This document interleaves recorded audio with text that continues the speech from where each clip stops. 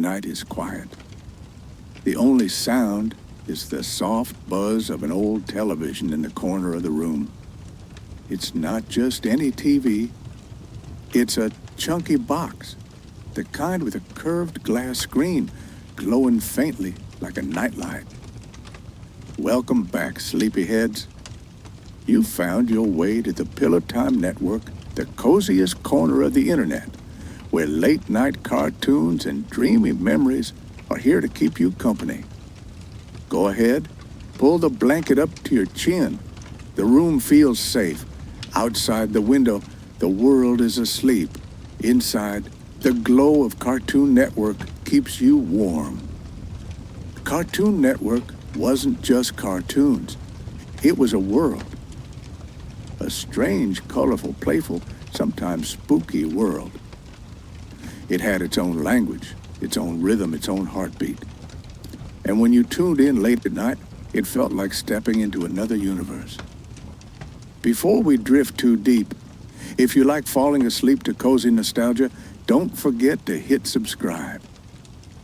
It really does mean a lot, and it helps keep these dreamy cartoon marathons glowing for you night after night. Now, tonight, we're not just remembering the shows. We're remembering the lore, the secret stories behind the stories, the hidden magic that made Cartoon Network more than just TV. It made it a place where kids' imaginations could live, play, and even rest. The glow of the screen flickers softly across your posters, your toys, your stack of tapes. The voices of Scooby-Doo, Bugs Bunny, and Dexter feel like whispers of old friends. They aren't here to wake you up. They're here to lull you down, to let you know the chaos of cartoons can also be a kind of comfort. Cartoon Network was chaos, noisy, wild, unpredictable. But it was the best kind of chaos. The kind that made you laugh so hard your stomach hurt. The kind that made the world feel brighter, funnier, weirder. And somehow, in the middle of all that energy, there was a softness. A feeling that even at your sleepiest, you could leave the TV on and it would watch over you like a guardian made of color and sound. As your eyes grow heavy, the stories of Cartoon Network drift closer. We'll whisper them tonight, the myths, the origins, the strange little truths that hide behind the cartoons. From Ed and Eddy's endless cul-de-sac, to Courage's lonely farmhouse, to the surreal bumpers that lived in the cracks between shows. These aren't bedtime stories in the usual sense, but they are bedtime stories in the Cartoon Network sense.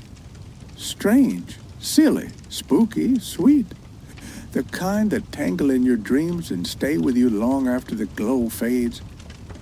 It's strange, isn't it? The same shows that once filled your afternoons with noise and energy now feel like bedtime songs. A gentle rhythm that tucks you in even when the world outside feels restless. Cartoon Network always had that magic. The ability to be loud, silly, unpredictable, and yet, somehow, also safe. So welcome back, dreamer.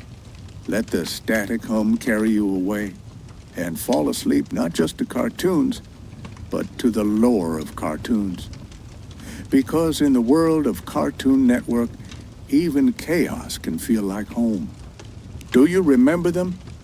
Not the shows, but the spaces between the shows. Those strange, playful, sometimes surreal little worlds that popped up while you were waiting for the next cartoon. Cartoon Network called them bumpers. And they weren't just filler. They were the glue, the heartbeat, the dream stuff that made the channel feel alive. When you think back, they don't feel like commercials. They feel like flashes of a dream you half remember. A city made of cartoons where every character from every show seemed to live together. Dexter walking past Johnny Bravo on the sidewalk. The Powerpuff Girls flying overhead while Cow and Chicken argued on the corner. It was like Cartoon Network itself was a place, a real living world. And in a way, it was. The bumpers started in the mid-90s. The channel was young, and unlike Nickelodeon or Disney, it didn't yet have an identity. So the network asked, what if the channel itself was a world? That's how we got Cartoon Network City, a place where all the characters lived between episodes. The bumpers showed Dexter's lab right next to Ed and Eddy's cul-de-sac. Scooby-Doo solving mysteries alongside Courage, the cowardly dog. It was chaotic, but also strangely comforting. Like when you were a kid and dumped all your toys in one pile, making Batman fight Pokemon while your Power Rangers watched. It didn't need to make sense. It just needed to exist. For kids watching late at night, those bumpers had a magic all their own. They whispered, this isn't just TV, this is a whole universe. Close your eyes for a second. Picture the static fade. Then a quick flash of color. And suddenly, the screen shows Courage waiting at a bus stop. Johnny Bravo leans against the bus stop sign, checking his reflection. And Ed is eating whatever strange thing Ed could get his hands on. It lasted only seconds, but it stuck. Because it made you wonder what happens in between. Where do the characters go when the episode ends? Cartoon Network had an answer. They went home to Cartoon Network City. There's a kind of lore here. Not official, not written in any guidebook. But the kind of lore kids build on playgrounds and in whispers before bedtime. When one kid says, did you see that bumper? I think Courage and Scooby are neighbors now. Or, I saw Mojo Jojo buying groceries next to Dexter. It gave us permission to imagine, to connect dots that didn't need connecting, and to dream that maybe, just maybe, all the worlds we loved were part of the same dream. But the bumpers weren't always cheerful. Sometimes they were weird, strange music, odd camera angles, silhouettes, static, voices echoing like they were far away. There's one memory that still drifts in the minds of kids who grew up watching. A dark hallway, a flickering light, and Courage shaking as he walked down it. Nothing scary happened, not really, but it felt eerie, dreamlike. Like the network itself had corners you weren't supposed to see. And isn't that the perfect kind of childhood lore? Something small, strange, unexplained, that sticks with you years later, like a half-remembered dream. Of course, not all bumpers were mysterious. Some were just fun. The Powerhouse era late 90s, early 2000s had this jazzy, brassy music that made the whole channel feel alive. You'd see Bugs Bunny tap his foot in rhythm, Johnny Bravo flipping his hair to the beat. It was quick, stylish, endlessly rewatchable. And though it lasted only seconds, it made Cartoon Network feel like more than programming. It felt like home base. That music, that style that glued together Scooby-Doo reruns, Looney Tunes shorts, Dexter's inventions, and even brand new shows. It made it all one continuous flow, one endless, playful loop. What's beautiful is that Cartoon Network never explained it. They didn't release a map of Cartoon Network City. They didn't tell us the rules of who lived where or how these worlds connected. They just showed us glimpses, flashes, Little windows into a universe that existed only in passing moments. And that mystery was everything. Because the less you explain, the more the imagination grows. The bumpers didn't need to tell us how Courage could eat at the same diner as Scooby. They just showed it and let us dream. Now, as you lie here, drifting with the glow of memory, think about this. Those bumpers might be the closest thing to a shared dream kids ever had. Because millions of us saw them in living rooms, in bedrooms, on fuzzy TVs, at sleepovers. And we all wondered the same thing. What happens when the cartoon ends? The bumpers answered in their quiet, chaotic way. They keep going. They keep living. They live here in Cartoon Network City. And so, even when the episode ended, the world didn't. That's the secret of the Cartoon Network bumpers. They weren't just filler. They were memory shapers. They were lore, delivered in seconds, burned into our sleepy little brains. And years later, we still carry them. Like whispers, like static, like the glow of a TV that never really turns off. Think about how strange it was, really. These weren't commercials. They weren't trying to sell you toys or cereal. They were selling you a feeling. A feeling that Cartoon Network wasn't a collection of shows.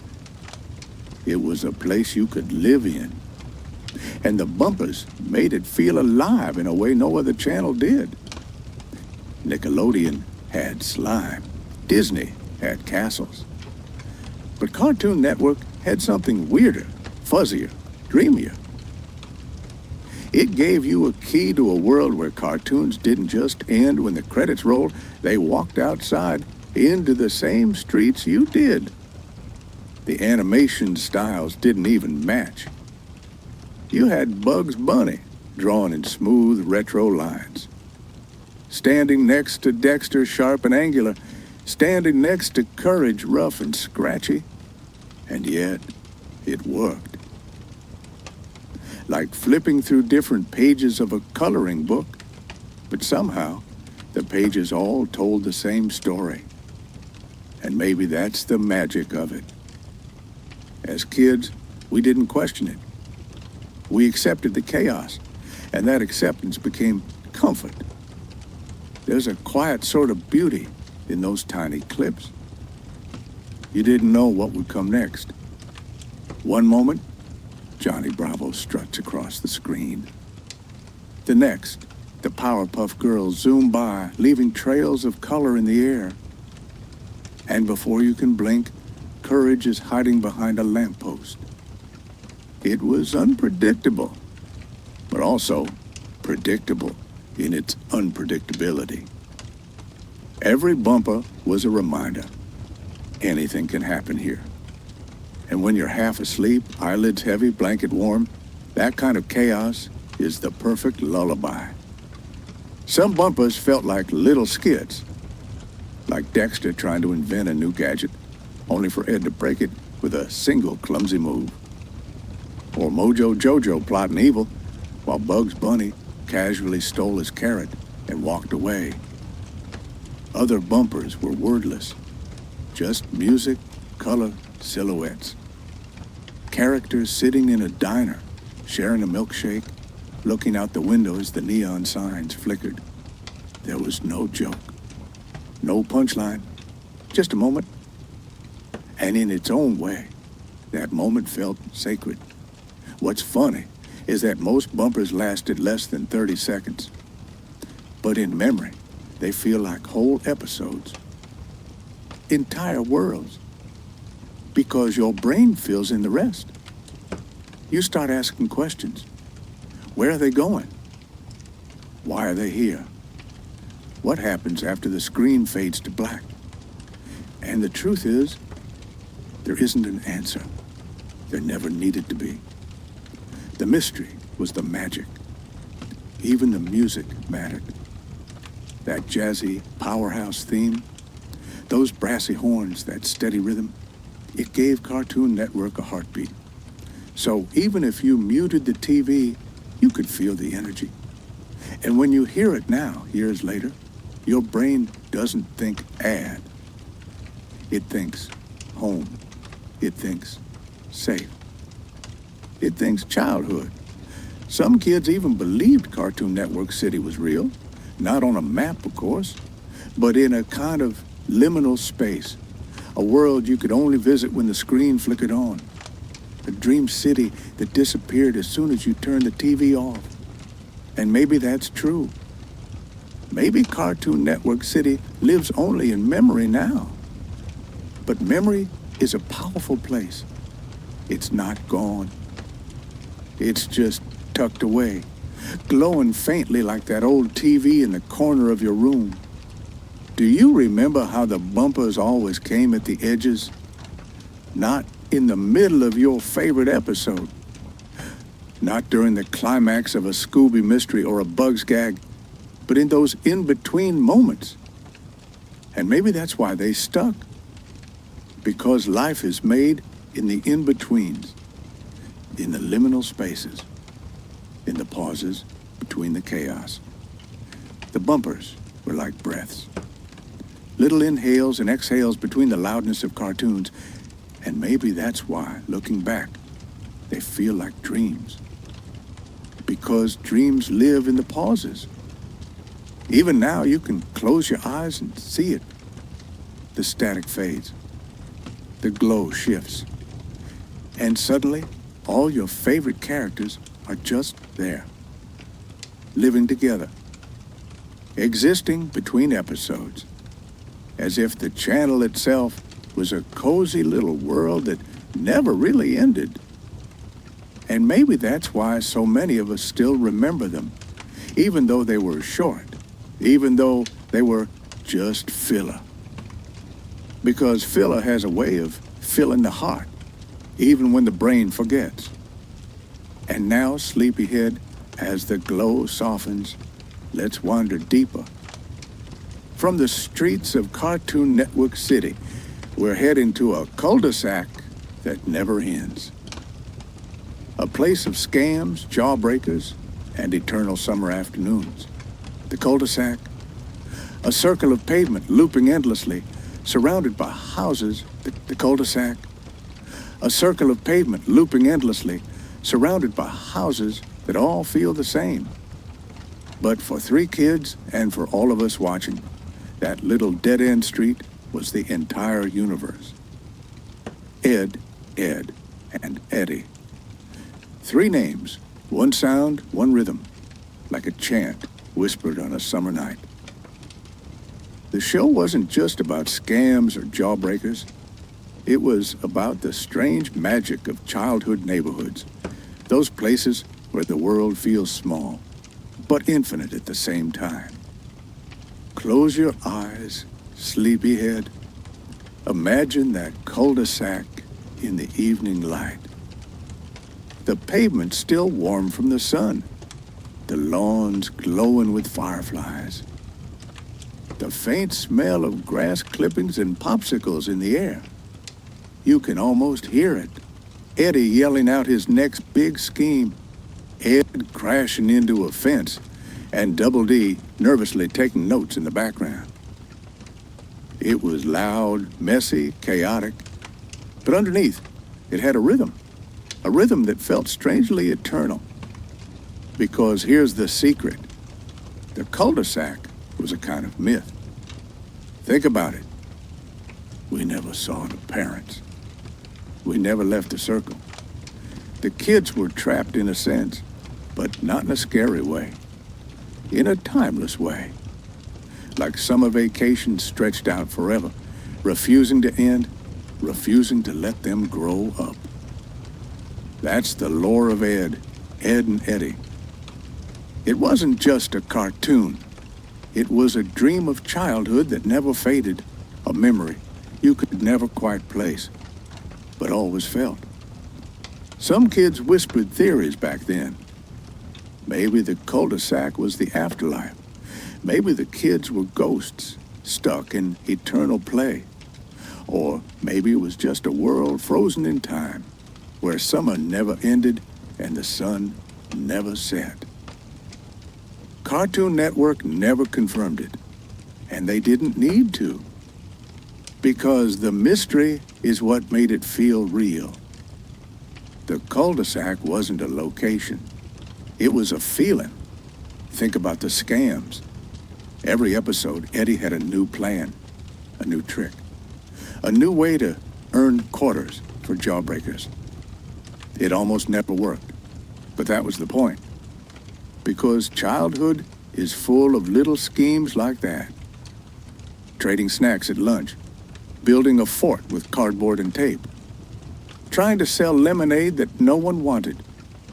Those little adventures felt huge in the moment. And that's what Ed, and Eddy captured. The mythology of being a kid, where every failure was still a story worth telling.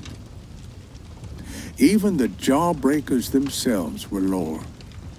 Think about how enormous they were in the show.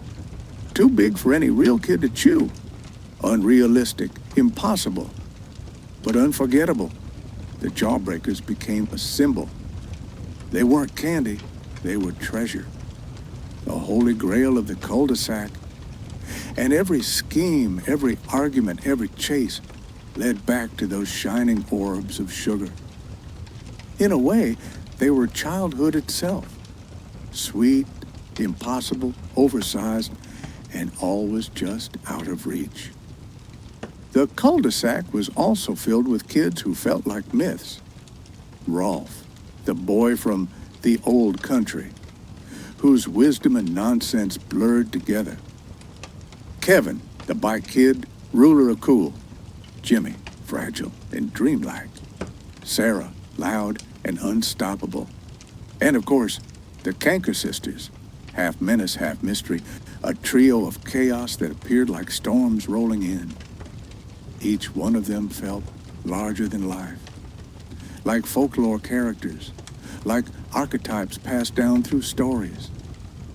And when you revisit the show now, they still feel that way, timeless, exaggerated, but oddly familiar. What's strange is that Ed, and Eddy was hand-drawn in a shaky, wobbly style. The lines never stayed still. The colors shifted ever so slightly. It made the world feel unstable, dreamlike, as if it could disappear at any moment. And maybe that's why it works so well as lore. Because dreams don't hold still either. They wobble, they blur, they melt around the edges. So when you drift off to sleep tonight, imagine the cul-de-sac still out there. Yeah, not empty, not abandoned, but alive, with the sound of wooden fence boards rattling, the crunch of bike tires on pavement, the laughter of kids chasing something they'll never catch. There's comfort in the endless loop of it all. The scams always fail. The jawbreakers are never won. And yet the cycle repeats forever. A circle inside a circle, just like the cul-de-sac itself. It's chaos, but it's the best kind of chaos. Predictable chaos, safe chaos. The kind of chaos you can fall asleep to. Somewhere in the dream logic of Cartoon Network, the cul-de-sac never closed. It never ended. The kids are still there, arguing, plotting, laughing, running, stuck in the warmest prison imaginable, childhood itself. And maybe that's why, years later, we still remember it so clearly. Because Ed, and Eddy didn't just tell stories. It told the myth of summer, the myth of being young forever, locked in a world where bedtime never truly comes. So when the glow of your TV softens and your own eyelids sink heavier, just imagine the cul-de-sac waiting there for you.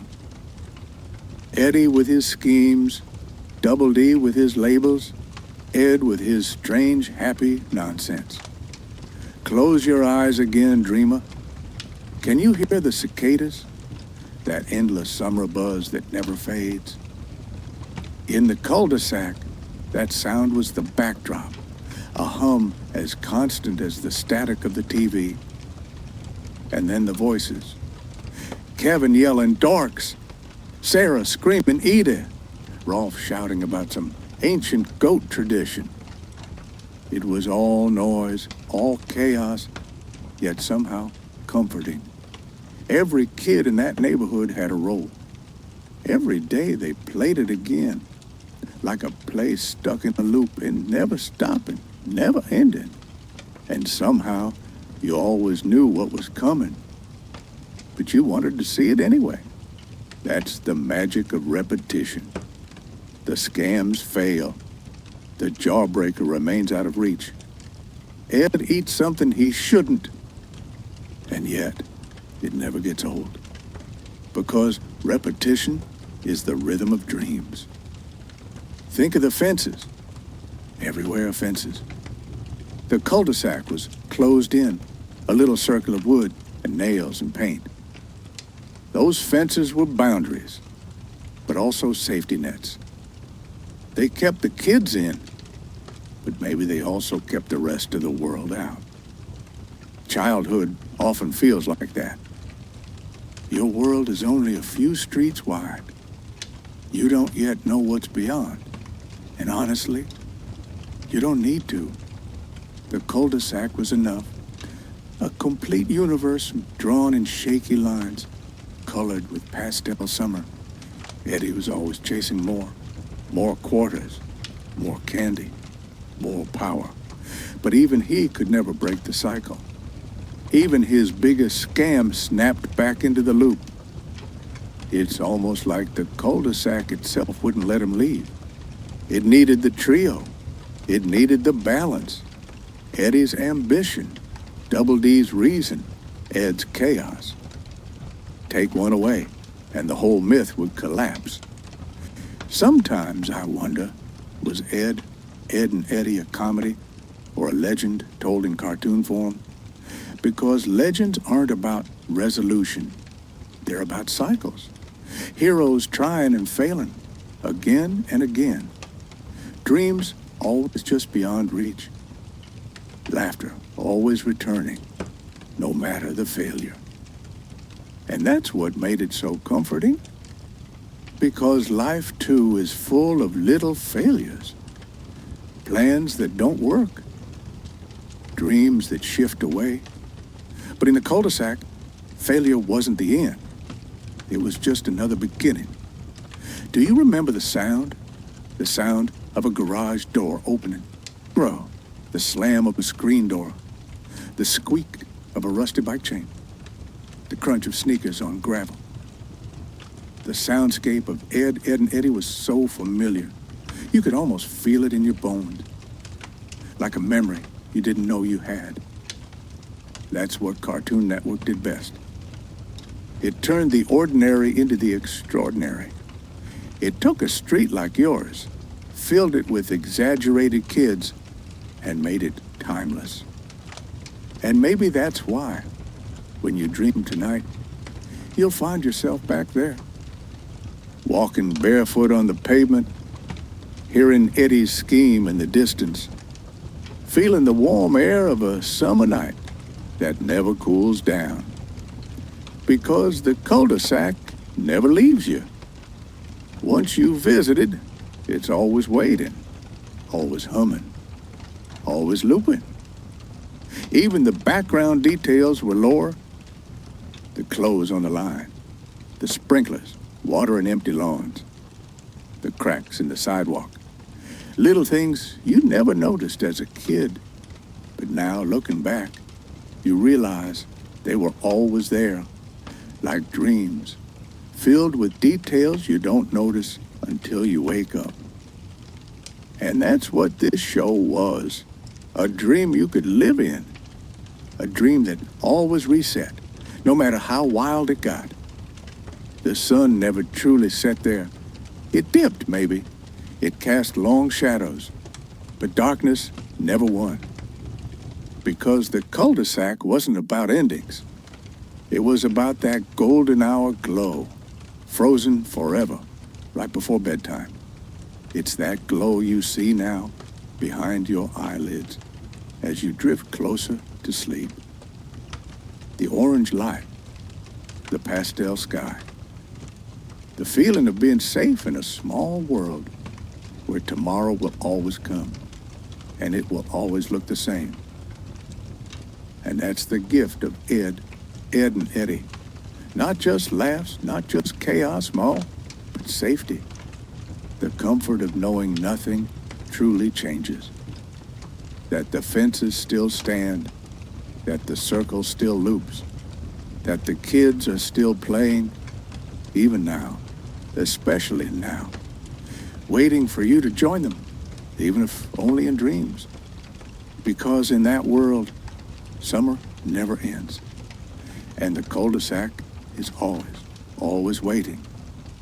And now, sleepyhead, as the static hum lulls us forward, let's wander somewhere stranger. A farmhouse at the edge of nowhere.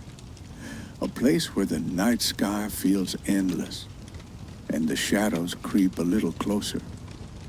The wind howls, the screen flickers. And suddenly, we're far from the cul-de-sac.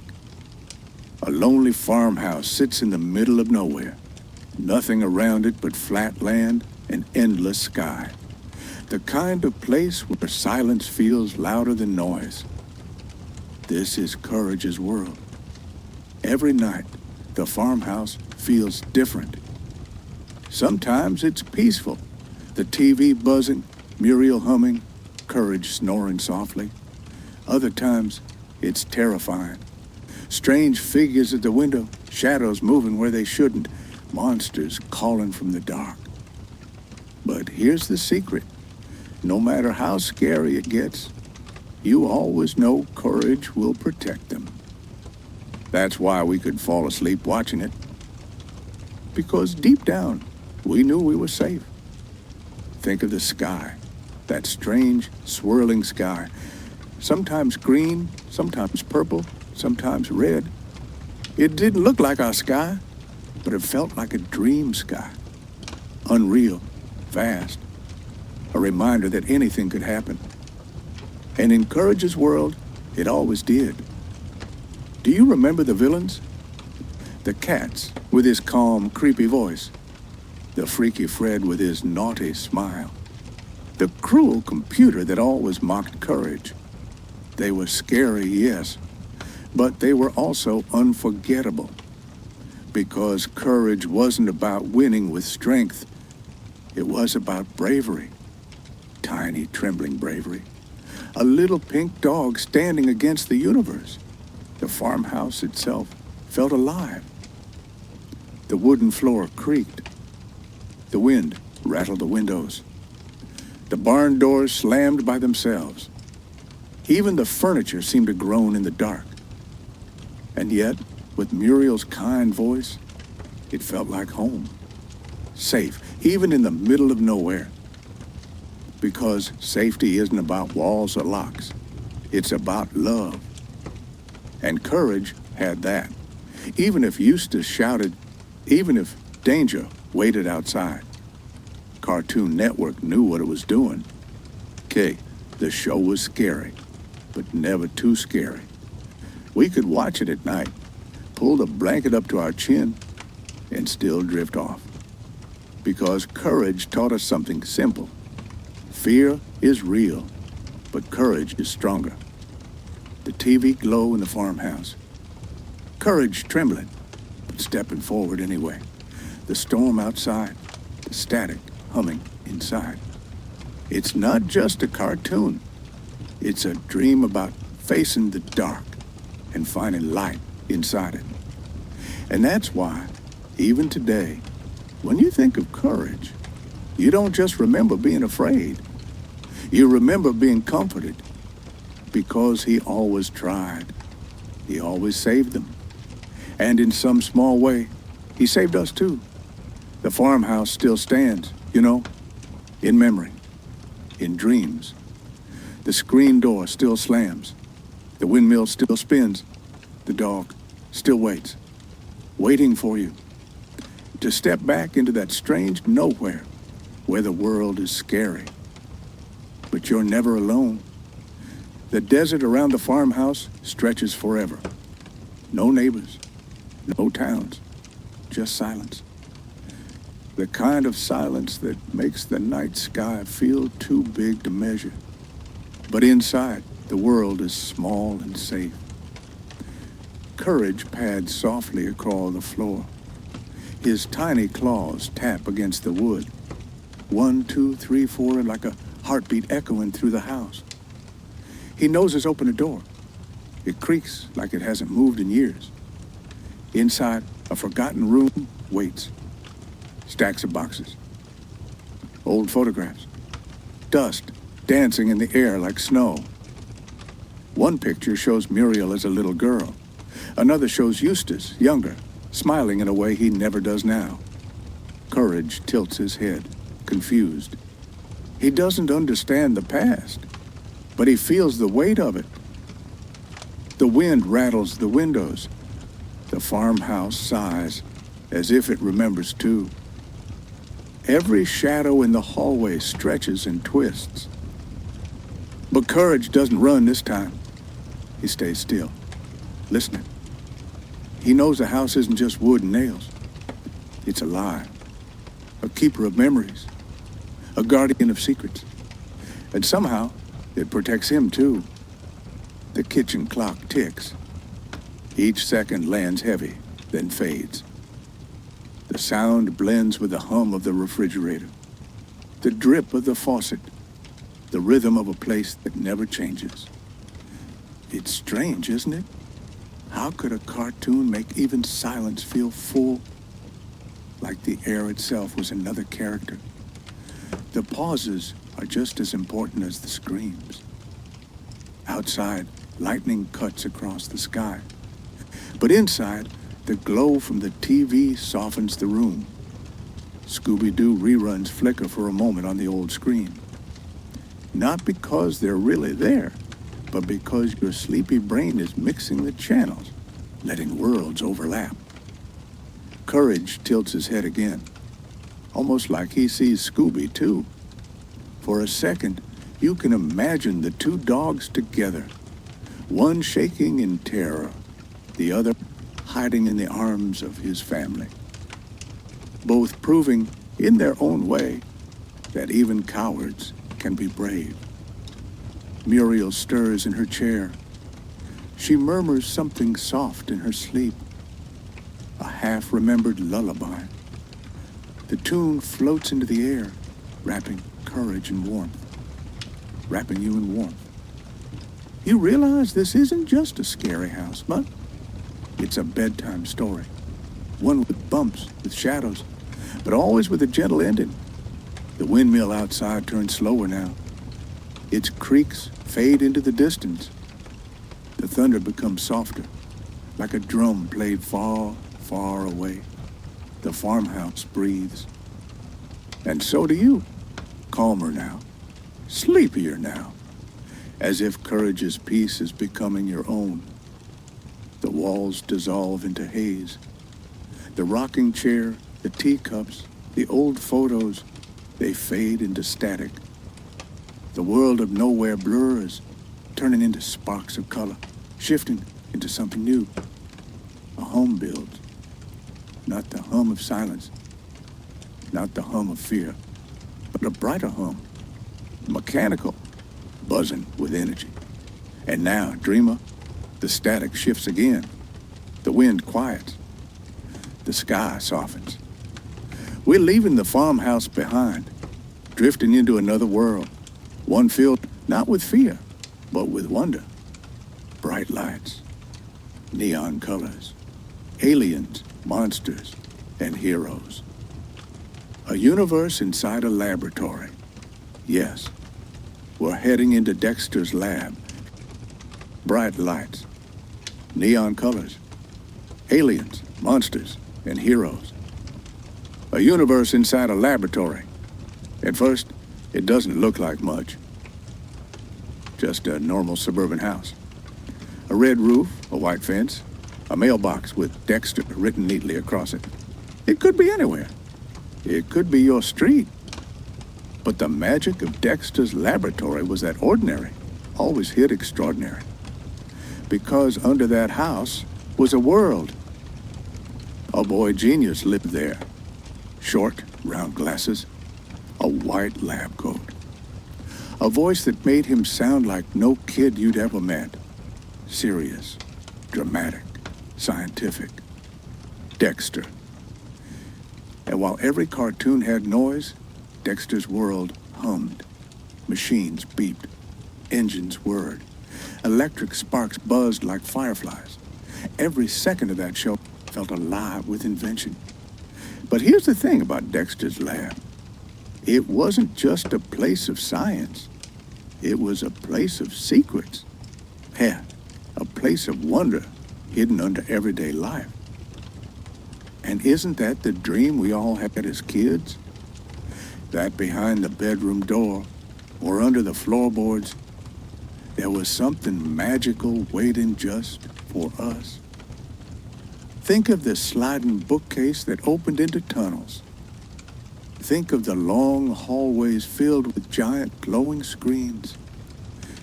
Think of the endless gadgets that only Dexter understood. It was all bigger than the boy himself. In fact, Dexter looked so small against it all, like the lab wasn't just his invention, but a universe that had always existed, and he had simply discovered the door. And yet, no matter how amazing, Dexter's world was never safe from chaos.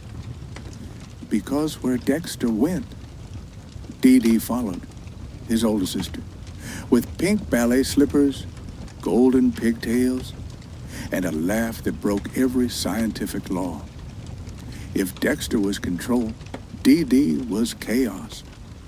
If Dexter built machines to order the universe, Dee danced through and broke them without even trying.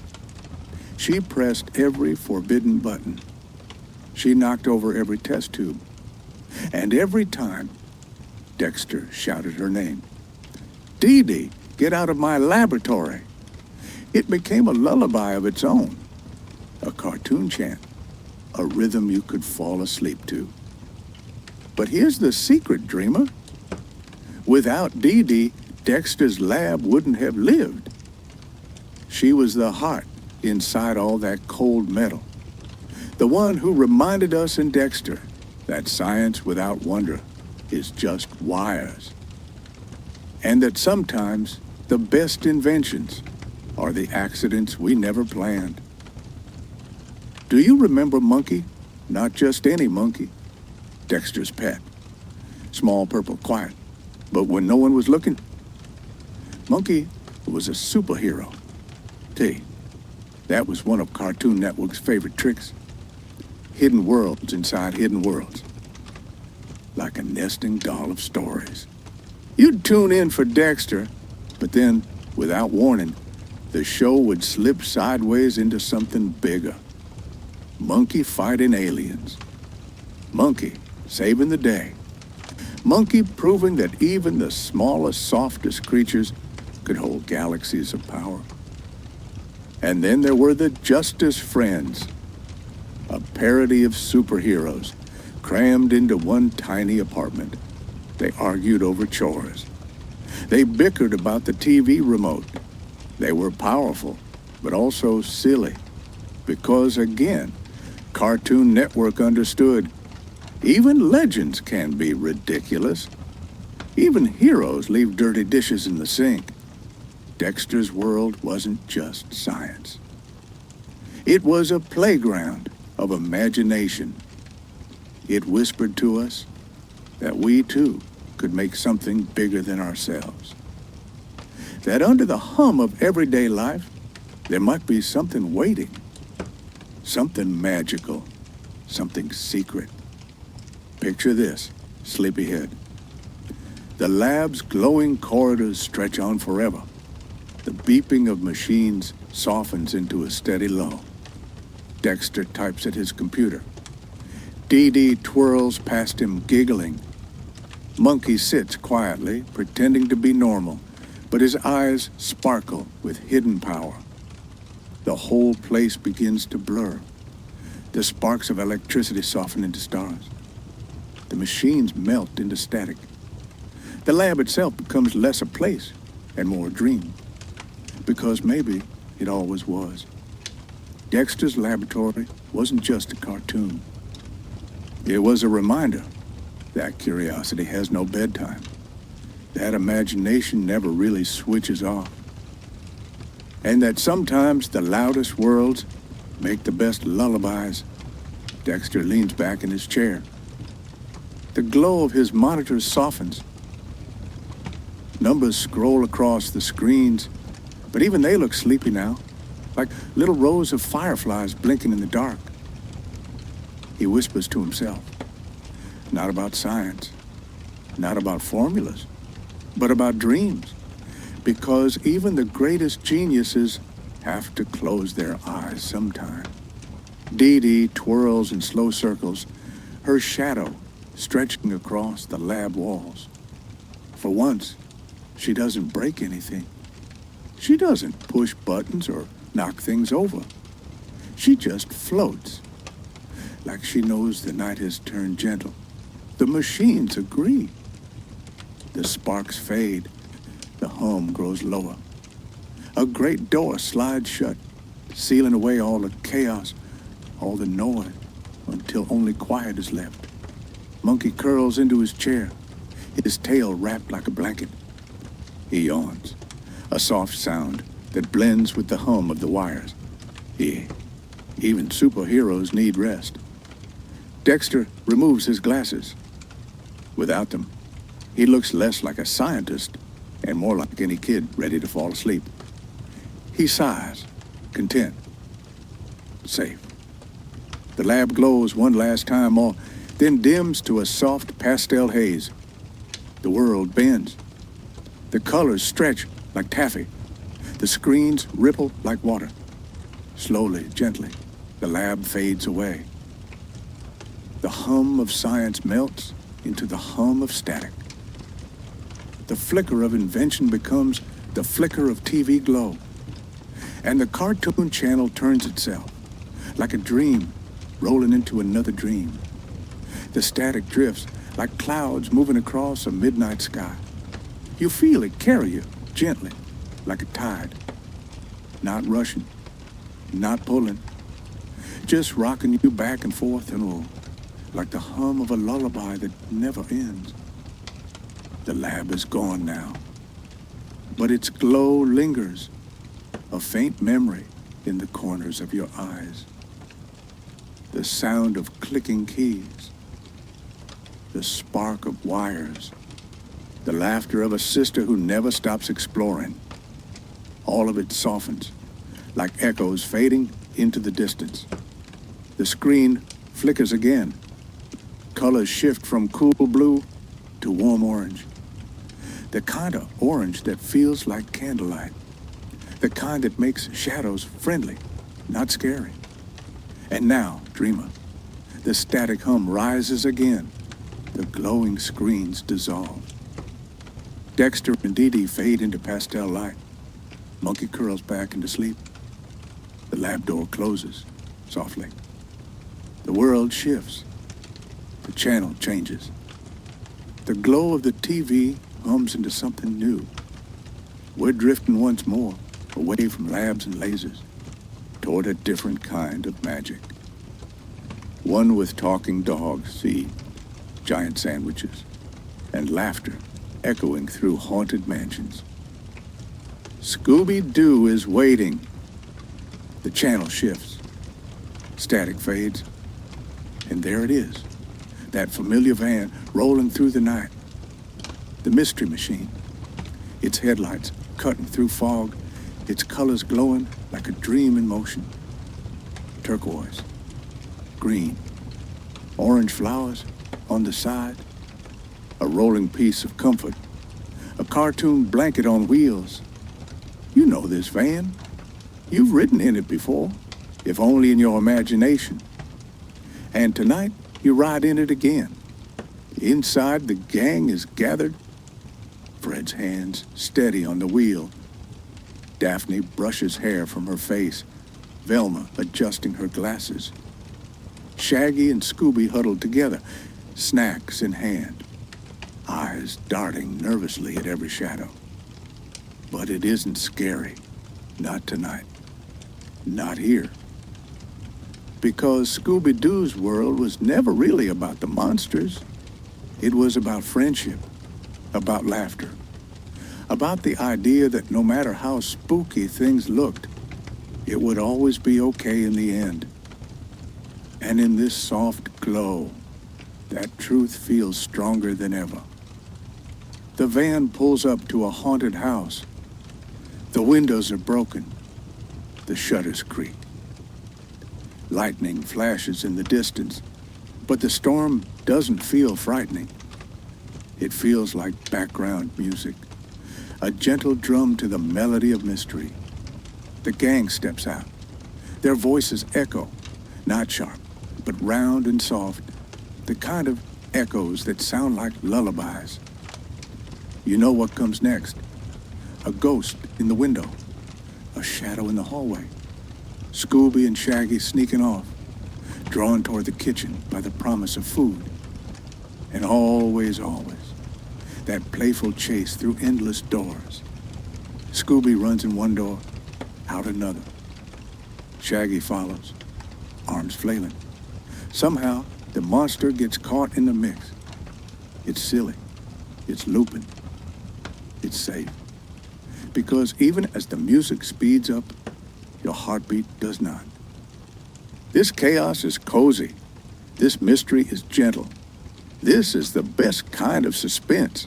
The kind that lets you drift further into sleep. Velma kneels to the ground. She spots a clue.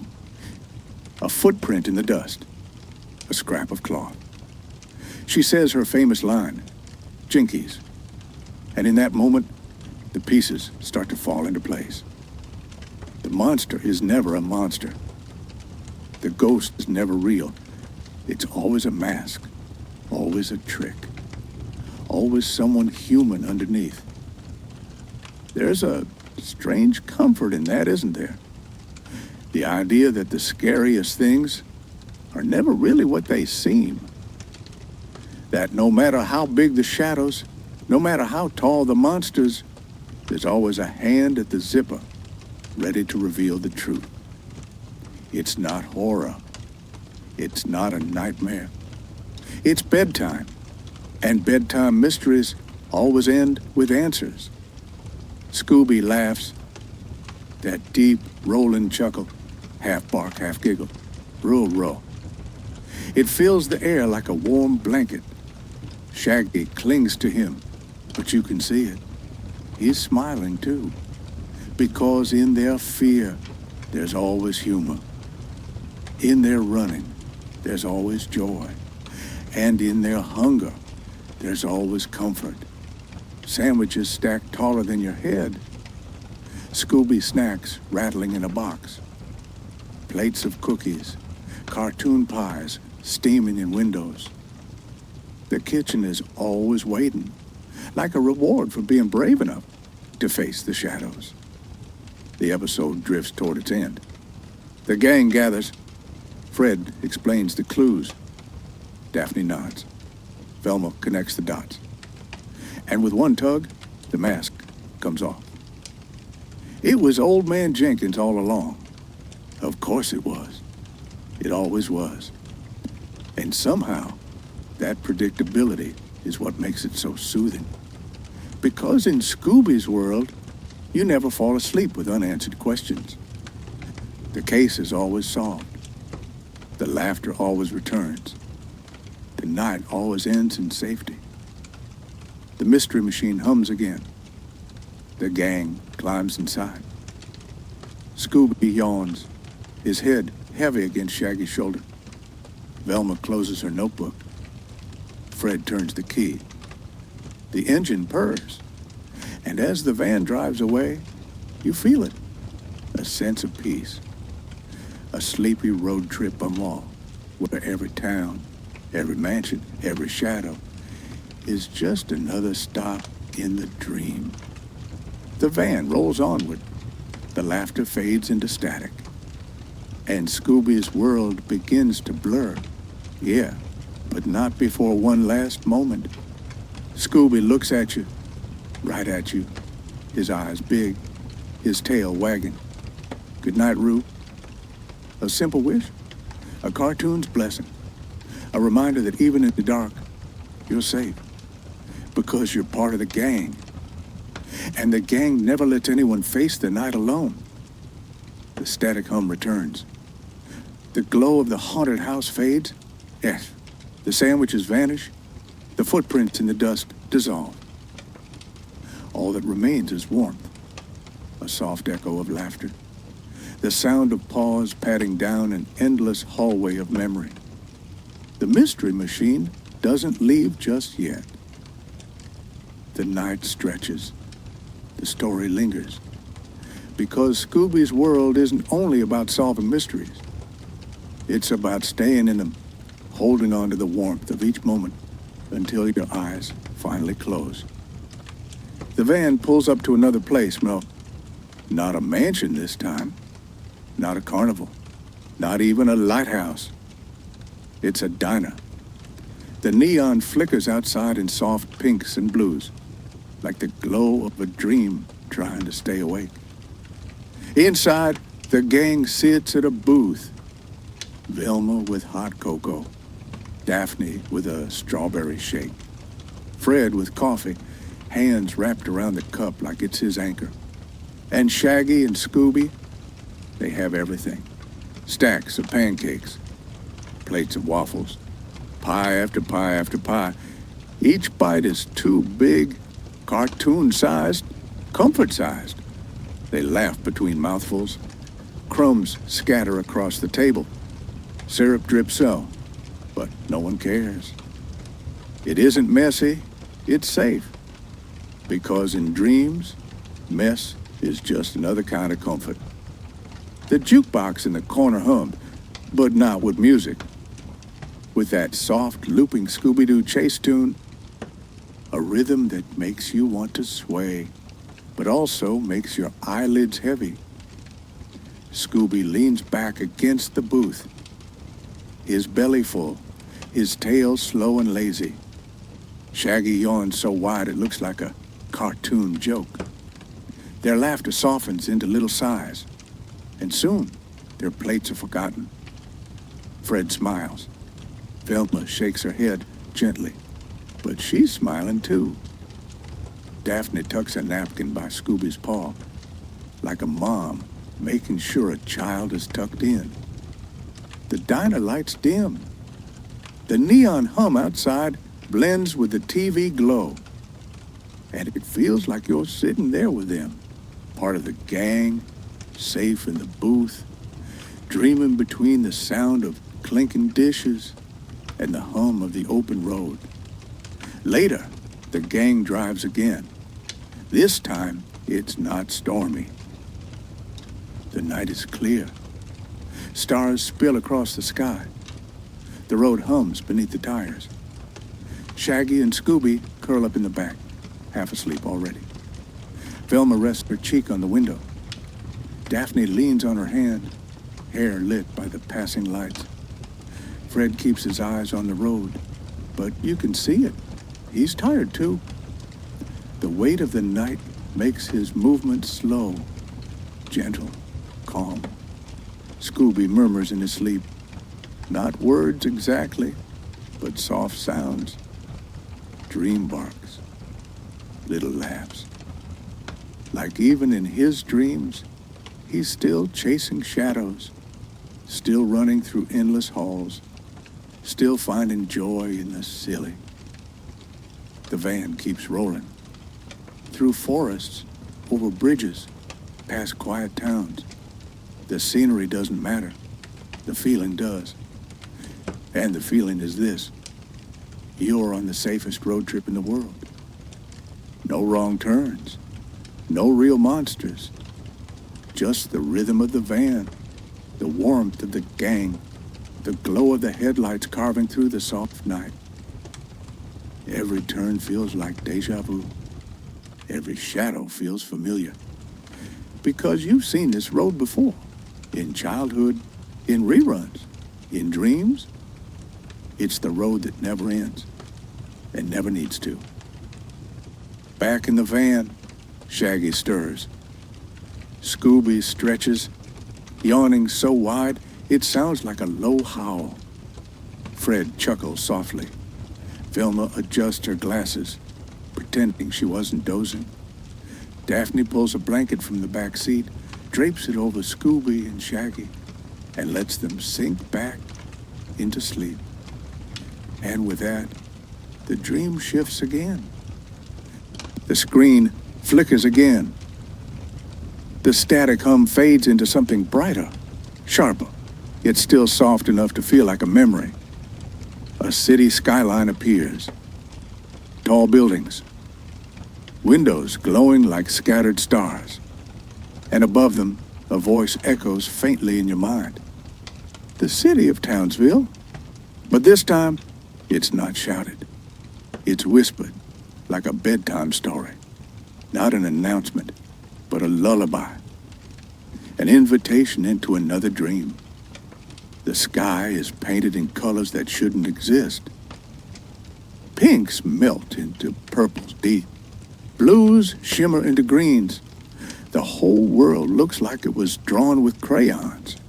Bright, but gentle, like the imagination of a child who never wanted to put their markers down. And floating above it all, 3 tiny figures. Not superheroes in capes. Not grown-ups with armor. But little girls. 3 sisters. 3 shapes of color moving through the air like soft sparks. Blossom. Bubbles. Buttercup. The Powerpuff Girls. They glide over Townsville as if the city itself is sleeping. Cars hum quietly. Streetlights glow amber. And the whole place feels less like a battlefield and more like a snow globe being rocked gently back and forth. Blossom leads, her bow a bright pink flame against the sky. Bubbles twirls, leaving behind little giggles that sound like bells. Buttercup drifts close behind, grumbling, but even her voice sounds soft in this dreamscape, like she's just pretending to be tough before bed. Down below, the villains are quiet. Mojo, Jojo's lair, is dark. His machines sit silent, like toys on a shelf after a long day of play. Him shadow curls, but it doesn't reach. Even the monsters of Townsville seem to know that tonight is for peace. Tonight, the city is safe. Tonight, the girls aren't fighting. They're just floating, watching, guarding a world that feels small, but somehow big enough to hold every dream. The scene drifts closer. You're not looking at the skyline anymore. You're looking into their world, into the little house on the corner of Townsville, with its warm lights glowing against the night. Inside, the professor hums softly in the kitchen. A kettle whistles. The smell of cocoa drifts through the air. He's not inventing anything tonight. No chemical X. No machines. Just a quiet cup. And the comfort of knowing his girls are safe. Upstairs, the sisters settle into their beds. Bubbles cuddles Octi, her eyes fluttering shut as she hums to herself. Blossom arranges her blankets just right, neat and careful, as if even in sleep she wants to be the leader. Buttercup kicks at her pillow, grumbling one last time before her breathing slows, soft and steady. The house grows quiet. The city outside hums like static, and everything feels so calm, so safe, that even villains in their hideouts yawn and close their eyes. But dreams in Townsville don't stay simple for long, because here, chaos is never far. The sky flickers. Colors swirl. And suddenly, a rumble. Not scary. Not dangerous. Just enough to remind you that this city lives on action. The girls are awake again. Eyes wide, hearts ready. But their movements are gentle, like the dream slows them down, turning battles into dances, turning explosions into ripples of soft light. Jojo appears, his voice echoing like a distant drum. But he doesn't roar. He mutters. He babbles. And the girls just tilt their heads, listening as if he's telling them a bedtime story too. Even villains, after all, are part of the dream. Even monsters have a place here. Not to be feared, but to be softened, to be reshaped into echoes that rock you further into sleep. The battle never begins. It only drifts.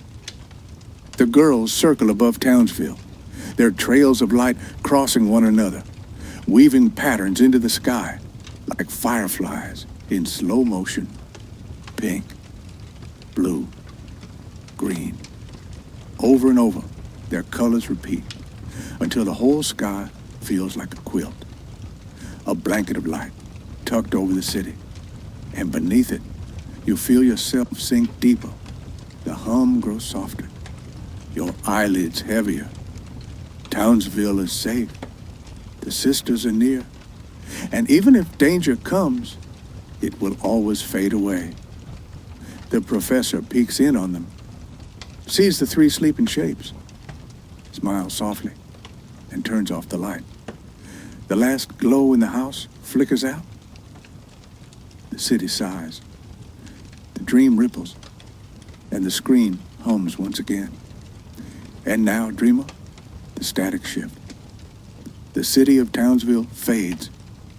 The girls drift into the pastel clouds of memory. The professor closes the door, and the glow changes once more. Something new is waiting. Another world. Another dream. The city hums, but not in a way that keeps you awake. It's a low, steady rhythm, like a lullaby hidden in the sound of traffic and glowing signs. Every light flicker, every faraway siren feels less like chaos and more like background noise in a dream. Up in the sky, the girls drift together. They're not in a hurry tonight. No villains to chase, no lasers or robots crashing down from the clouds. Just the city stretching endlessly beneath them, alive yet gentle. Blossom hovers a little higher, her pink ribbon shining like a small star. She points toward the skyline, narrating the story of the city the way a leader always would. Her voice is soft, steady, a quiet kind of bravery that makes you feel safe just listening. Beside her, bubble spins lazily in the air. She hums a tune only she knows, her laughter sprinkling out like tiny bells. When she twirls, the whole sky seems brighter, as if Townsville itself wants to giggle with her. Buttercup rolls her eyes, pretending she's bored, but you can see the corners of her mouth twitching. She likes being here too, even if she'll never admit it out loud. Down below, the city's familiar faces settle into their night. The mayor snores gently at his desk, his hat slipping over his eyes. Miss Bellum switches off her office lamp, her shadow stretching tall against the walls. Even Fuzzy Lumpkins has stopped grumbling in the woods, his banjo strings buzzing one last sleepy note before he leans back in his chair. And him, the one who usually spreads unease, fades into the background, his shadow curling not with menace, but with quiet retreat. Even nightmares know better than to disturb this kind of peace. The girls fly lower now, closer to the streets, their colors glowing against the buildings. Children pressed their faces to bedroom windows, eyes wide with wonder, watching 3 streaks of pink, blue, and green paint the night sky. They wave, and though the girls can't hear them, you just know they wave back. Because that's what heroes do, even in dreams. A dog barks softly from a rooftop. The wind carries the smell of cotton candy, like the fair is still happening somewhere, even though the rides have all shut down. It's that strange magic of Townsville. Always a little chaotic, always a little colorful, but always somehow comforting. Blossom finally calls for a pause. The sisters gather on a rooftop, their capes fluttering just enough to ruffle the night air. They sit side by side, looking down at the city they've saved more times than they can count. Buttercup leans back, arms crossed, but her eyes soften as she stares at the lights below. Bubbles lays on her back, counting stars, tracing shapes only she can see. Blossom rests her chin in her hands, planning, thinking, always dreaming of the future. But here, in this moment, they're just kids, not warriors, not symbols, just sisters sharing the same sky. The professor peers out the window of their little house, watching them sparkle in the distance. He doesn't call them back. He knows they'll return when they're ready. For now, he lets them have the night, because nights like this don't come often. He closes the curtains. The house sighs into stillness. The kettle cools, and the faint hum of Townsville carries on without him. The city itself seems to relax. Streetlights blink slower. Neon signs dim. Even the clouds part just enough to let the moon peek through, casting silver light over every rooftop. And above it all, 3 little shapes rest on the wind, their colors trailing softly behind them, like the brushstrokes of a dream you don't want to wake from. But tonight, the Powerpuff Girls will stay in your memory, protecting, laughing, floating softly in the sky of Townsville, always there, always safe, always dreaming alongside you. The TV flickers. The static stretches. And now, dreamer, we drift into a stranger kind of bedtime tale. One where laughter echoes in the shadows, and the line between spooky and silly is so thin it almost vanishes. This is the world of Billy Mandy, a backyard that became a battlefield, a game that ended in eternity, and a friendship so strange, even the Grim Reaper himself couldn't escape it. Once upon a midnight cartoon, a scythe shimmered under a pale moon. The Grim Reaper, all bones and cloak and echoing voice, had come to collect a soul. But instead of fear, he found 2 children. Billy, all gap-toothed chaos, whose laugh cracked like lightning. And Mandy, stone-faced, sharp-eyed, her calm sharper than any blade. They challenged him. A bet, a contest, a game. And somehow, through stubbornness, silliness, and maybe a little destiny, they won. The Reaper, scythe and all, was bound to them. Not as a master, not as a servant, but as something stranger. A friend you couldn't shake, no matter how many times you rolled your eyes. Most bedtime stories tell you to be brave. But in Billy Mandy's world, being brave doesn't mean fighting monsters. It means laughing at them. In their backyard, ghouls stumble out of the shadows. Demons trip over their own tails. The undead forget their lines.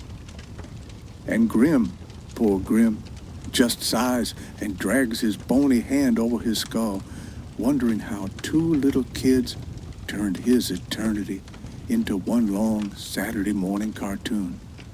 Billy laughs at everything, at ghosts, at monsters, even at his own fear. His giggles spread like sparks, chasing away the cold edges of night. Mandy doesn't laugh at all. She doesn't need to. Her silence is scarier than any shadow. One glare from her can make even the boogeyman rethink his career. And Grimhy walks between them, part annoyance, part protector, part secret friend. He may complain, he may groan, but deep down, he never leaves their side. Tonight, dreamer, imagine drifting into their backyard. But it's not a backyard anymore. It's a carnival of shadows. Tents rise where the grass once grew. A Ferris wheel creaks in the dark. Cotton candy smells sweet, but melts into black smoke when you touch it. Billy runs ahead, snatching prizes from empty stalls. He laughs so hard, the rides themselves start laughing back, their rusty gears squeaking in rhythm. Mandy doesn't run. She walks, unhurried, calm. And every step she takes, the carnival falls quiet, waiting for her command. Grim trails behind, grumbling about foolish mortals, yet keeping his scythe close and as if even he isn't quite sure of it. What waits in the shadows? But here's the secret. Nothing in this carnival can hurt you. It's all tricks, all illusions. The fear is painted on like clown makeup. Scratch the surface, and all that's left is laughter. Picture the monsters. Vampires sipping fruit punch, werewolves chasing their own tails, zombies forgetting why they came here at all. They bow to Mandy. They join Billy's games. They roll their eyes with Grim. They don't scare you, dreamer. They keep you company. Even nightmares, under the blanket of Billy Mandy's world, learn how to play nice. There's a myth whispered in Townsville, in Ennsville, in every Cartoon Network dream, that if you can laugh in the dark, you cannot be taken by it. The shadows may stretch, the sky may thunder, the monsters may loom, but if you giggle, if you smirk, if you stare them down with a Mandy-like glare, they vanish. Billy Mandy's story isn't about death at all. It's about life. Messy, silly, stubborn life. A reminder that even the darkest nights can end in laughter. So now, sleepyhead, let the carnival fade. Let Grim's sigh melt into background static. Let Billy's giggles turn into soft echoes. Let Mandy's silence settle like a blanket. The sigh rests. The ride slow. The shadows shrink. And you drift, safe in the knowledge that even if the dark laughs, it laughs with you, not at you. The last thing you see before the dream folds closed, 3 figures sitting on a Ferris wheel at midnight. Billy swinging his legs, Mandy staring at the stars. Grim slouched between them, a little annoyed, a little amused, but strangely at peace. The Ferris wheel creaks above the carnival, its lights glowing faintly, like stars that never quite burn out. Billy leans over the edge of the seat, giggling at the view. Everything looks smaller from up here, the tents, the monsters, even Grim himself. "Don't fall," Grim mutters, his bony fingers gripping the railing. But Billy doesn't hear him. He's too busy pointing at shadows below, laughing as though each one is telling him a joke, only he understands. Mandy doesn't look down. She looks up. Her eyes, cool and unblinking, watch the clouds drifting across the sky. It's as if she's daring the night to send something scarier. So far, the night has backed down. The carnival below hums with strange life. The merry-go-round spins with skeleton horses, their hollow eye sockets glowing faintly. But instead of dread, there's a sleepy rhythm to their trot, like a lullaby in circles. Nearby, the funhouse mirrors ripple. One shows Billy as a tall, serious man. Another shows Mandy, smiling wide, a sight so strange it almost startles Grim. And one mirror, tall and cracked, shows Grim himself with a human face. For a moment, he stares, quiet, wondering who he might have been, if fate had played him a different hand. But Billy interrupts. He throws popcorn at the mirror, laughing so hard the reflection shatters, pieces drifting into the dream like stars. The mystery is gone, but so is the heaviness. Because in this world, nothing stays dark for long. The dream bends again. A Midway game booth appears. Here, knock down the bottles. Toss the ring. Pop the balloon. Each prize is stranger than the last a jack-in-the-box that tells knock-knock jokes. A teddy bear with fangs, but a soft smile. A toy scythe that glows faintly in the dark. Billy wins everything, not because he's skilled, but because the booth itself seems to want him to win. His laughter fuels the game, turning each throw into a victory. Mandy doesn't play. She takes the teddy bear. She doesn't hug it. She just holds it firmly, as if daring it to bite. It doesn't. It falls asleep in her arms, snoring softly. Grim rolls his eyes. This is ridiculous, he mutters, but his voice carries no anger. There's something softer under the cigarette kind of relief. For once, he's not collecting souls. He's simply part of a dream. And as the carnival winds down, a parade begins. Not a loud parade, a sleepy one. Skeletons carry glowing lanterns. Monsters beat on drums, but slowly, like a heartbeat slowing before rest. Even the ghosts float in rhythm, their shapes like wisps of clouds. At the center of it all are the three figures, Billy, Mandy, and Grim. Not as outcasts, not as enemies, but as the stars of this strange show. The crowd doesn't cheer, they hum. A low, steady sound that feels more like breathing than music. It's the sound of the dark settling into comfort. The sound of nightmares learning to yawn. And as the Ferris wheel stops at its highest point, the three friends sit together in silence. The carnival fades behind them like a dream you can barely hold on to. The colors dull, the laughter softens, the shadows shrink back into the edges of the night. But before it's gone completely, one last thought lingers. Even here in the strangest corners of Cartoon Network's midnight laughter can be a lantern. And friendship, even the oddest kind, can turn the dark into something safe. They don't look scary at all. They look like friends. And their laughter, sharp, strange, endless, guides you deeper into sleep. The TV hum is steady now. Not too loud, not too soft, just enough to let the night feel alive. The room is dark, except for the warm glow of the screen. Shadows dance across the walls, but they aren't scary shadows. They're soft, moving gently with each cartoon frame, like bedtime guardians. The nighttime ritual begins. It starts the same way it always has.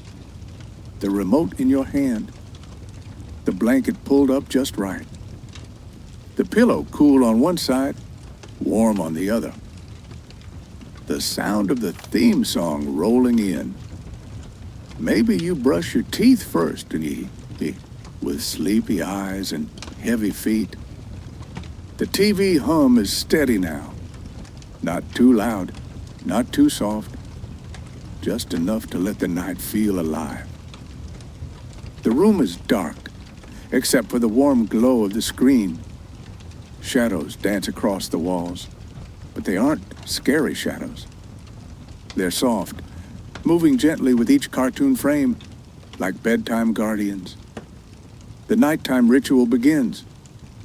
It starts the same way it always has. The remote in your hand, the blanket pulled up just right, the pillow cool on one side, warm on the other, the sound of the theme song rolling in. Maybe you brush your teeth first and with sleepy eyes and heavy feet. Maybe you sneak back into the kitchen for one last snack of cookie, a handful of cereal, or something you know you shouldn't eat this late.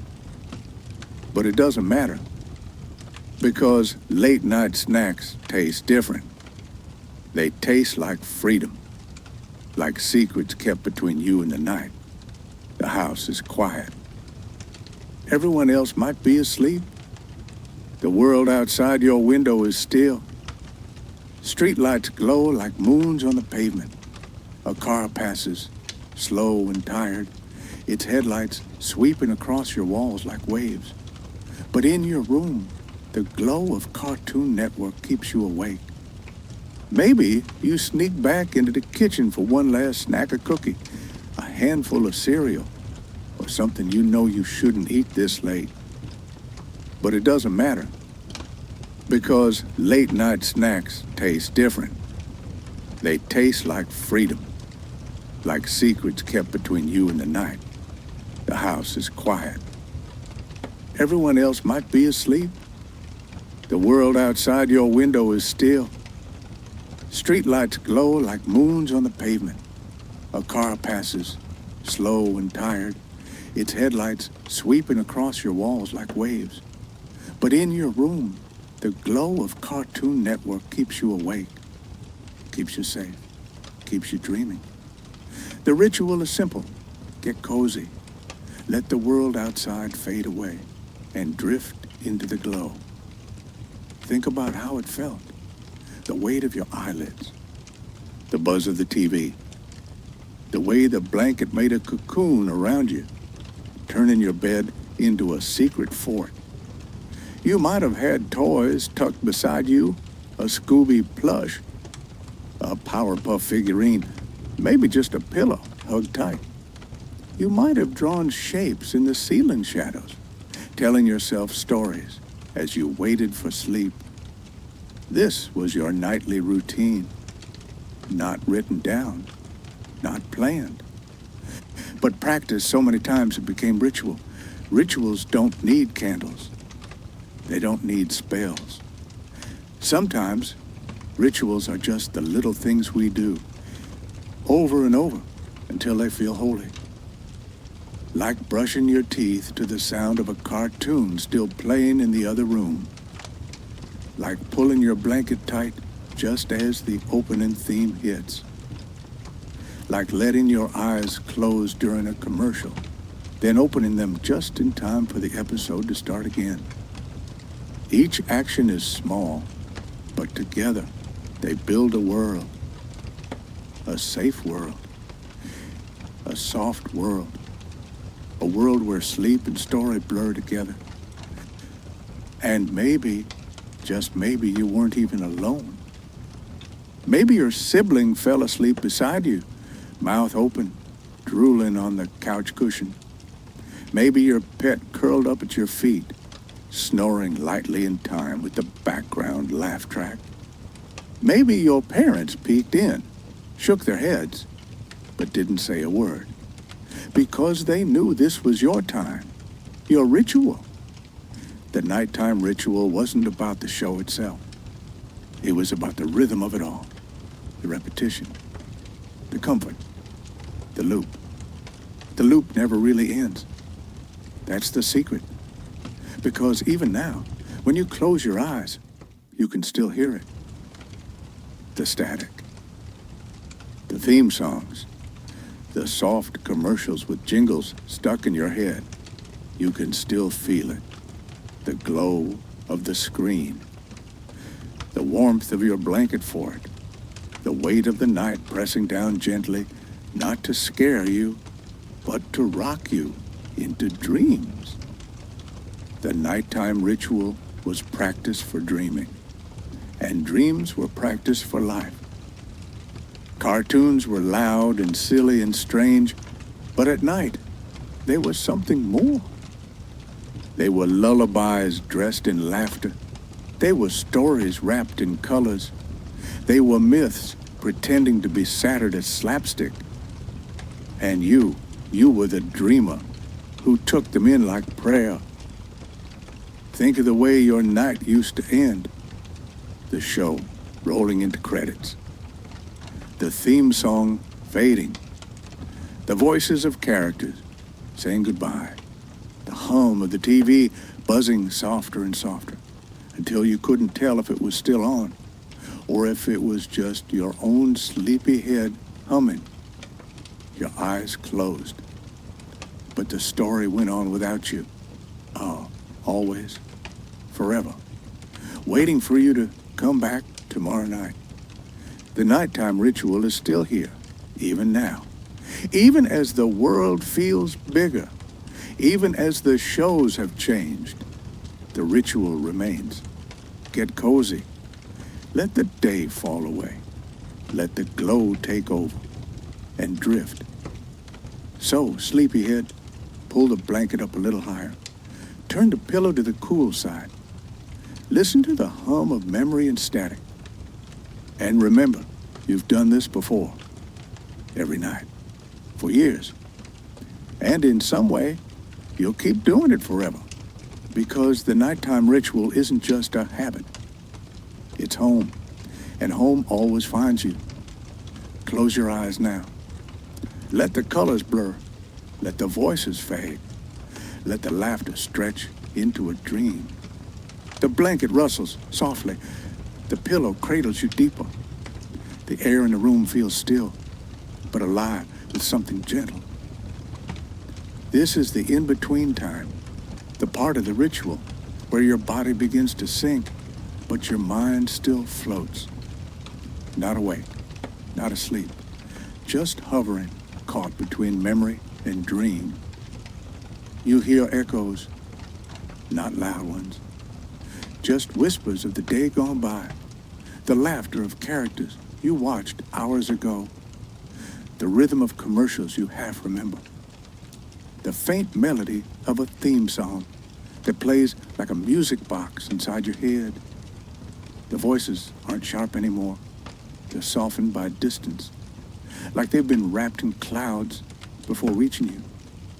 Your breathing matches the hum of the TV. In, out, in, out.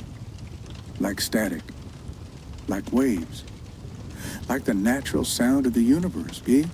It's all part of the ritual. The little things you don't notice, but always feel. Think of your younger self tucked under the same blanket, all eyes heavy, but refusing to close them. Afraid of missing one last joke, all, one last scene, one last flash of color before sleep carried you away. That younger you is still here, still clutching the blanket, still fighting sleep, still comforted by the glow. And now, you don't have to fight anymore. The nighttime ritual has taught you this. Sleep doesn't steal the story. It extends it. It carries it forward. It transforms it into something new. Because when you sleep, the cartoons don't end. They just change. They become dreams. And dreams are just another kind of rerun. The room grows softer now. The walls fade. The ceiling stretches into sky. The blanket feels lighter, like a cloud. And you feel smaller, safer, as though you're floating inside the TV glow itself. Every sound folds into a lullaby. Every memory tucks you in tighter. Every flicker of light whispers, stay, drift, rest. Maybe you remember brushing your teeth with your favorite cartoon still running in the background. Maybe you remember sneaking a snack and laughing quietly so no one would hear. Maybe you remember the exact creak of your bed springs as you crawled under the covers, knowing the night was yours. All those pieces live inside you still. They repeat like clockwork. Not gone, not forgotten, just looping like old episodes. And in this loop, you're always safe, always cozy, always drifting toward sleep. The nighttime ritual was never just about sleep. It was about comfort. It was about control. It was about choosing the way the night ends, not with silence, not with emptiness, but with laughter and glow. That choice made the dark feel softer. It still does. So now, as your breathing slows, as your body grows heavier, as the ritual carries you to the final step, you can let go. Not all at once, not quickly. Just slowly, but like a fade out, like credits rolling, like static humming low until it melts into quiet. Because you've done this before, every night, for years. And each time, the ritual has worked. It works again tonight. Sleep isn't the end. It's just the next channel, the next story, the next dream. The characters will wait for you. The glow will wait for you. The ritual will wait for you. And when you return, it will feel just the same. Warm, gentle, endless. The TV is still on. The glow is still warm. The ritual is still here. And so are you. Always. Dreaming. Always. Safe. Always. Home. The glow remains. Not brighter, not dimmer, just steady. Like a nightlight left on, just for you. The world outside is quiet now. The streets, the clocks, the windows, everything is slowed. Everything is softer. But here, inside this glow, time doesn't matter. You're not racing. You're not chasing. You're only resting. Think of all the channels you visited tonight. The cul-de-sacs that never ended. The farmhouses at the edge of nowhere. The cities lit by neon and science. The haunted halls where laughter echoed. The skies where heroes soared. Each world, each memory, was a step in the ritual. A doorway left open, waiting for you. And you walked through them all. Not hurried, not afraid, just drifting. The trick about memory is this. It never fades the way you think. It bends. It stretches. It repeats. A cartoon you watched once becomes a dream you've had 100 times. A joke you laughed at as a child becomes a lullaby in the quiet of night. A rerun isn't just old, it's familiar. And familiar is what makes it safe. The static hums again, not loud, not sharp. Just a steady sound, like rain against the window, like waves on the shore, like breathing. And in that hum, you hear it, the rhythm of all the nights before this one. The nights when you pressed play, not for the story, but for comfort. Not to see what happens next, but to feel like nothing ever ends. You remember falling asleep on the couch, the TV still glowing, Someone carried you to bed, but you never noticed. The dream had already claimed you. You remember the way the room looked, shadows stretched across toys, a nightlight glowing faintly, posters bending at the corners, all frozen in time, all waiting like props on a stage that never closes. Now the dream loops, the commercials repeat, the theme songs start again, the glow fades, then brightens, then fades once more. And you're drifting right with it. Every memory folds into the next. Every laugh overlaps another. Every glow blends into one endless light. It doesn't matter if it was 10 years ago or 20, hey, or yesterday. In this loop, all time is the same. Maybe you're back in your childhood room, or blanket pulled tight. Maybe you're in a living room, TV buzzing while the adults talk quietly. Maybe you're here now, grown but still the same inside, still letting the glow carry you home. Because home isn't a place now, it's a feeling. And this glow, this ritual is home. The loop doesn't ask you to stay awake. It doesn't demand attention. It just plays, softly, endlessly, patiently, like an old friend who doesn't mind repeating the story if it helps you rest. And so the loop begins again, static. Theme song, laughter, glow. You close your eyes. The sound follows. The glow softens, and the ritual repeats. There's comfort in knowing it never stops. Even when you drift, even when your breathing slows, even when your body feels weightless, the cartoons are still playing. The glow is still shining. The world you left behind is still waiting. No ending, no last episode, just memory, just reruns. Just the same gentle loop carrying you deeper and deeper and deeper still. The loop is the comfort. The ritual is the rest. The glow is the guide. And you are the dreamer.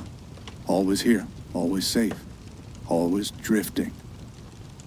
The world drifts slower now. Each breath you take feels longer, lighter, softer.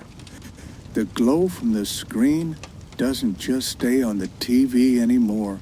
It's spilling into the room, wrapping itself around the walls, painting everything in a gentle, endless haze. You're not watching anymore. You're inside it. The characters you saw tonight, they don't fade. They don't vanish when the episode ends. They linger, smiling in the corners of your dreams, walking through your memory like neighbors who never left. Ed still laughs down the block. Courage still whimpers at the edge of the farmhouse. Dexter still scribbles in his lab. The girls still hover above the city lights. Scooby still snores in the van, sandwich crumbs on his fur. None of them are gone. Because here in this glowing loop, nothing ever leaves. Think of it like a carousel. The kind you rode when you were small. Round and round it went. The same horses, the same music, the same soft lights. And yet, each circle felt different. Each turn was its own little wonder. That's memory. That's comfort. That's the loop you're resting inside now. The static hums again. Not loud, not sharp, just steady. Almost like a lullaby on repeat. Almost like the universe itself breathing beside you. And as the hum carries on, you notice how your thoughts don't cling anymore. They don't rush. They don't demand. They simply pass. One picture fading into the next. One memory dissolving into another.